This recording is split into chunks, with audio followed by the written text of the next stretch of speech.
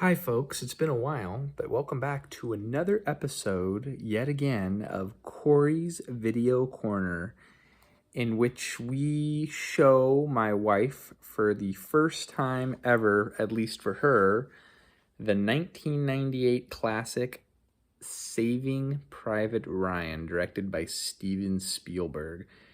I have seen this movie many times, 2 hours and 49 minutes long, robbed at the Academy Awards, which, by the way, the Academy Awards don't mean anything. It only got Best Director in 1998, Steven Spielberg, and I believe Shakespeare in Love won Best Picture, which was clearly a mistake because this is a modern classic of D-Day and World War II, albeit there's fiction in it. The depiction of World War II is very authentic. And there is a lot of descriptives on the back. This movie is easily found at thrift shops. I see it all the time for $2 on DVD and 50 cents on double VHS box sets. But we are basically here today to get my wife's opinion. We just finished watching it with all of our many children that we have running around. We watched it over the course of several evenings because of, like I said, it is almost 3 hours long, 10 minutes shy of 3 hours. But it really just goes right by. So now we are going to cut to the tape, and the next portion of this segment, you will see my lovely wife, Nicole, giving her thoughts as only she can give on a brutal war movie, which she would never watch on her own. So we'll see you in a jiff. Reviews from the bedroom. Why do I look like I have a double chin on tape? It's the angle. It's not very good. So that's not the topic of today's conversation. It's the first watch of a brutal war film. We're 2 days out from the anniversary of D-Day. This is the 4th of June. And D-Day, I believe, began on June 6th, 1944, there on the beaches of Normandy. And you are a Tom Hanks fan, if I am correct, right? Oh, yeah. I love me some Tom Hanks. He's the best. So that's what kind of made you agree to watch this movie that you would probably normally never watch on your own. I said, you got to watch Saving Private Ryan. I brought it up on Memorial Day. And I like Steven Spielberg movies. You can never go wrong with his movies. And Matt Damon. Come on. Eye candy. Fair enough. So it was almost 3 hours long, like I mentioned in the earlier segment. And we just kind of wanted you to talk about it because of... You've seen it? I've seen the movie many times, and I don't know how we've been married in almost 9 years, and I've never really talked to you about it. I feel like this came up before. Like, you've never seen Saving Private Ryan. We need to watch it. And then we just never watched it. It was kind of like when I tried to introduce her to Breaking Bad, the violence and stress levels were just too high for her, and she didn't make it very far. But this time, she stuck with it. She suffered through the violence and the gore and the vulgar profanity and the warfare. And you watched the whole movie, and we just finished it.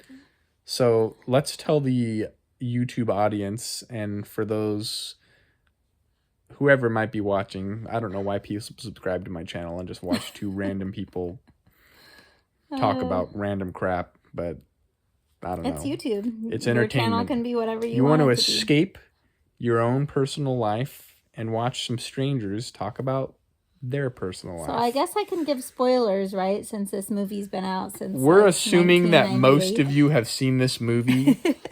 So I was just really, really surprised that Tom Hanks, his character, doesn't make it. Like, we got through almost the whole movie without him getting shot one single time.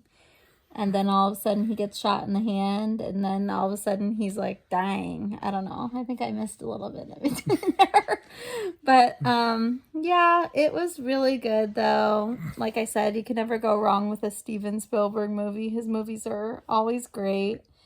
Can you name another Steven Spielberg movie just to test you offhand? E.T. Fair enough. How about another one? What would you say another favorite Steven Spielberg movie is for you? Put me on the spot here. I know there's more that I know of, but I can't This think of person them is right not now. a movie aficionado, folks. I just know. I know. Okay, what's that horse movie? Dakota Fanning. Oh no, the one, the War Horse. Was that a Steven Spielberg movie? I Was think there so. a cute horse movie with Dakota Fanning as a little girl? I don't know. Anyways, whatever. I think you're thinking of the movie Flipped. No, that was Rob Reiner. I don't know. We're getting off topic here. Who directed The Sandlot? I don't know. Okay. Doesn't matter. It's not important.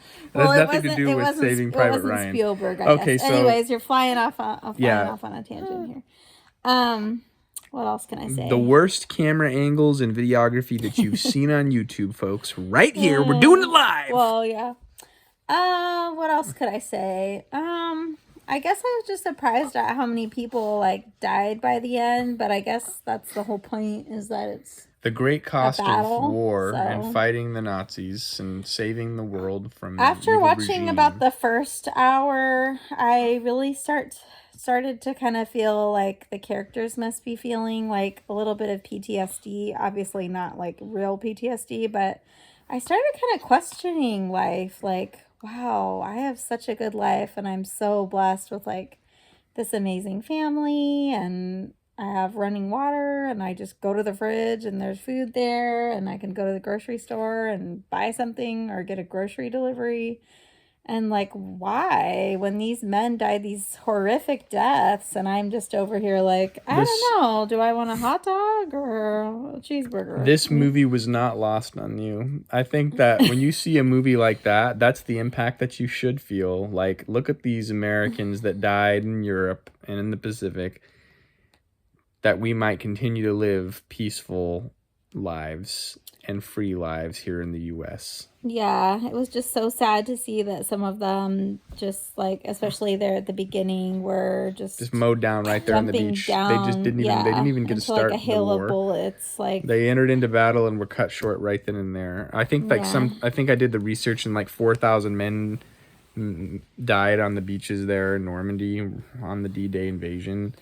It was just a bloodbath. They knew the cost would be great, but they had to turn the tide of the war. Mm-hmm. And being a mom myself, like, to see somebody dying. Because we have 4 boys, and the James Ryan character was one of 4 brothers, and then 3 of his brothers get killed, and that's the whole premise. You know, they're bringing him back. You know, the movie's been out for years, and so most people probably know that. But I think having a family and having 4 boys, it kind of even hits home more. You're just like, wow, he's the only one remaining. And you see the mom's anguish when the War Department comes to give her the letter that the other 3 brothers were killed in battle. It's just like she just collapses there on her porch. It's just devastating to watch. And I don't know. Spielberg just has this way that he won Best Director for that movie, like I mentioned earlier. He'd like desaturated the color, so it just had very muted tones, and a powerful, stirring soundtrack. I think it might have been John Williams. I'm not sure, but I'll have to look back on the box when we're done with this video. John Williams always had good music. I feel like he does a lot of Spielberg soundtracks, but...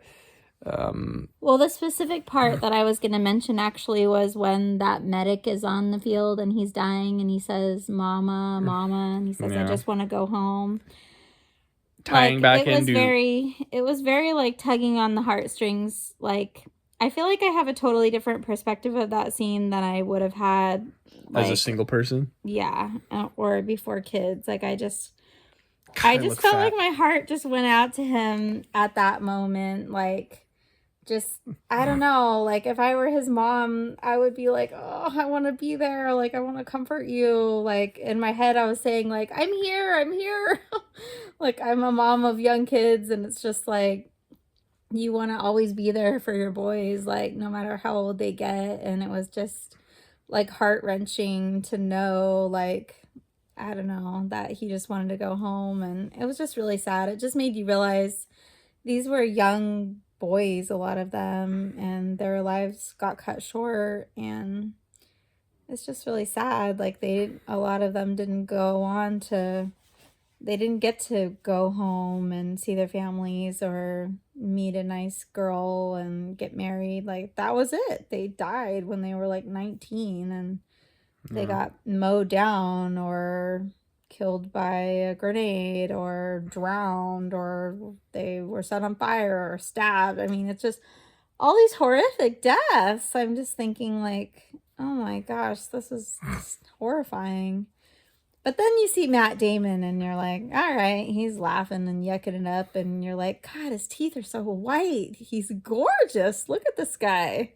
And on that note, we lost the seriousness of this analysis. And then you're like, all right. But then you go back to the character and you're just, he knows that I love him and I think he's handsome too. But what are you talking about? We're talking about Saving Private Ryan about here. Matt Damon, but he is I think that the hardest part for me in this movie, and then I want to introduce her to Band of Brothers after this. You see the camaraderie of these guys. David Schwimmer, though, I don't know if I. You'll just have to see him in the context of the movie, but we're not talking about Band of Brothers now. Looking. You see the context of these guys coming together and their bond, and then when one of their brethren gets cut down, it's just so devastating. It is. And that Upham character, I mean, don't even get me started. You don't know the psychology of what it's like to be in battle unless you've been in battle. So you can't say what you would do in that situation, but it was just like so agonizing that to see the specific scene. But we'll not get into that if you haven't seen the movie, but I don't know. We've already spoiled it if they haven't seen the movie, so they need to just basically see the movie. So we'll have to put in the description that there's spoilers. On the 1 to 5 scale, what would you give this film? Oh, absolutely 5 out of 5. It was just awesome. Yeah. Yeah, just so realistic. I know it's not your cup of tea. Well, I mean, I know when I first agreed to view the movie, I asked if there was any romance in it.